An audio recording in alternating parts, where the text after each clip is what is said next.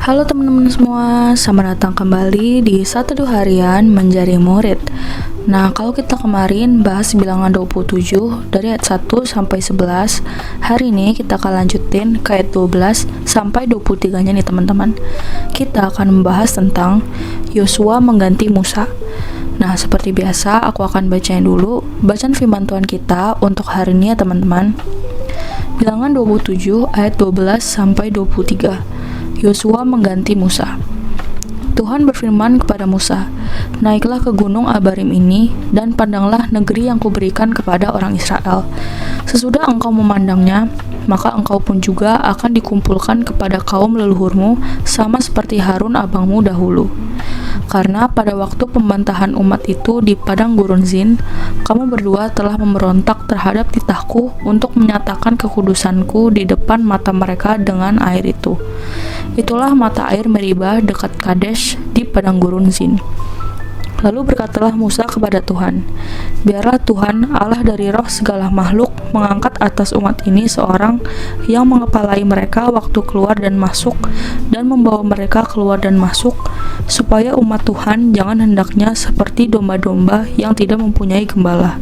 Lalu Tuhan berfirman kepada Musa, "Ambillah Yosua bin Nun, seorang yang penuh roh, letakkanlah tanganmu atasnya, suruhlah ia berdiri di depan Imam Eleazar dan di depan segenap umat, lalu berikanlah kepadanya perintahmu di depan mata mereka itu, dan berilah dia sebagian dari kewibawaanmu, supaya segenap umat Israel mendengarkan dia. Ia harus berdiri di depan Imam Eleazar, supaya Eleazar menanyakan keputusan Urim bagi dia di hadapan Tuhan. Atas titahnya mereka akan keluar, dan atas titahnya mereka akan masuk, ia beserta semua orang Israel, segenap umat itu." Maka Musa melakukan seperti yang diperintahkan Tuhan kepadanya. Ia memanggil Yosua dan menyuruh dia berdiri di depan Imam Eleazar dan di depan segenap umat itu.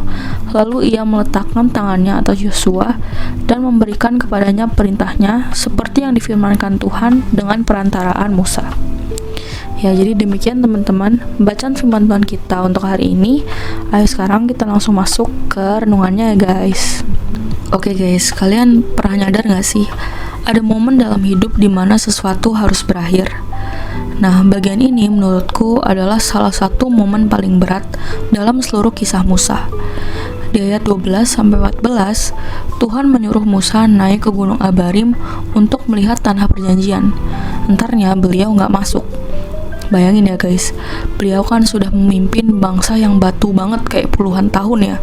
Walaupun naik turun, tapi beliau setia ya kan. Puluhan tahun beliau berhadapan dengan keluhan, pemberontakan, dan kelelahan spiritual. Dan sekarang Tuhan berkata, "Lihatlah negeri itu, tapi engkau tidak akan masuk." Ini penegasan bahwa bahkan pemimpin terbesar pun tetap manusia dan dosa tetap punya konsekuensi. So sad ya guys. Musa gak dikeluarkan dari rencana Allah, tapi ia tidak menyelesaikan misinya dengan caranya sendiri. Di ayat 15-17, yang bikin hati ini terharu bukan keputusan Tuhan, tapi respon Musa. Beliau tuh gak membela diri, gak bernegosiasi, gak drama meratapi nasibnya.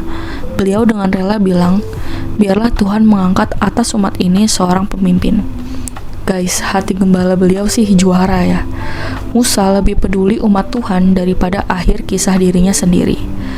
Beliau takut satu hal, supaya umat Tuhan jangan seperti domba-domba yang tidak mempunyai gembala. Buat Musa, kegagalan terbesarnya bukan tidak masuk Kanaan, tetapi jika umat Tuhan berjalan tanpa pimpinan. Sekeren itu. Di ayat 18-21, Tuhan menjawab doa Musa. Tuhan menunjuk Yosua bin Nun, seorang yang penuh roh. Yosua bukan pemimpin karbitan guys. Dia udah lama berjalan di belakang Musa, diam-diam setia.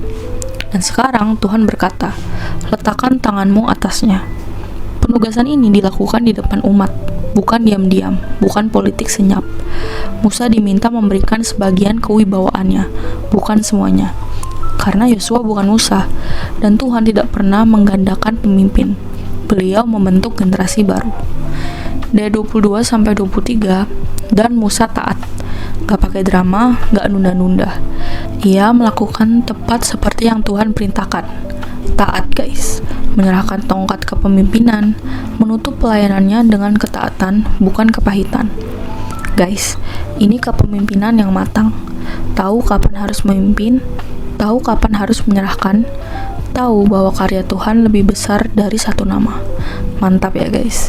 Kisah Musa dan Yosua ini menunjuk pada kisah yang lebih besar. Musa, pemimpin besar, tidak membawa umat masuk ke tanah perjanjian. Yosua, yaitu Yesus dalam bahasa Yunani, Yesus, yang membawa mereka masuk. Dan Yesus Kristus adalah penggenapan sejatinya. Ia bukan hanya pemimpin yang menggantikan, tetapi gembala agung yang tidak pernah gagal. Musa berdiri di gunung dan melihat dari jauh. Yesus naik ke salib dan membuka jalan bagi kita semua. Ya, jadi demikian teman-teman renungan kita untuk hari ini. Sekarang aku mau ajak kalian untuk merefleksikan ya guys. Nah guys, Musa mengajarkan kita bahwa pelayanan sejati gak mendingin reputasi, apalagi posisi. Gak mikirin someday aku dikenang sebagai apa. Ini nih yang perlu kita teladani. Musa memastikan pekerjaan Tuhan tetap berjalan walaupun gak ada kita di dalamnya. Yuk bisa yuk teman-teman.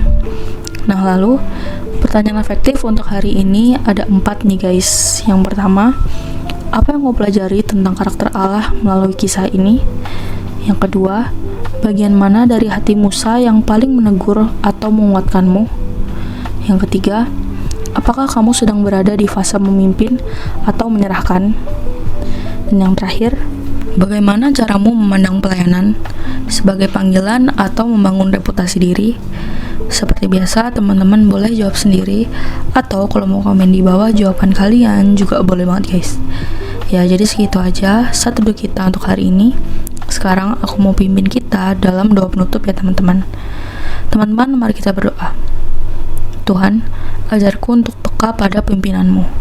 Berikan aku hati yang setia, baik saat memimpin maupun saat harus menyerahkan. Biarlah hidupku tetap menjadi alatmu, bukan demi namaku, tapi demi kemuliaanmu. Amin. Tetap semangat guys, Tuhan Yesus beserta kita. Thank you for watching and see you in the next video. Bye-bye.